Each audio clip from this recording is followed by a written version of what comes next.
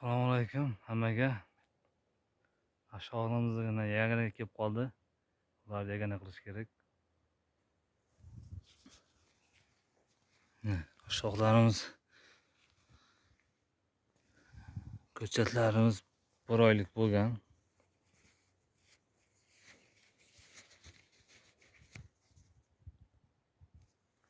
Shu endi butun yakkilab chiqish kerak. Yaganalab birinchi 10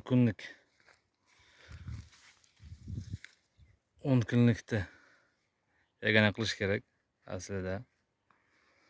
10 kunlik 20 kunlikda. Biz mana 30 kunlik bo'ldi, 1 oylik. Shuni palivatib boshladim.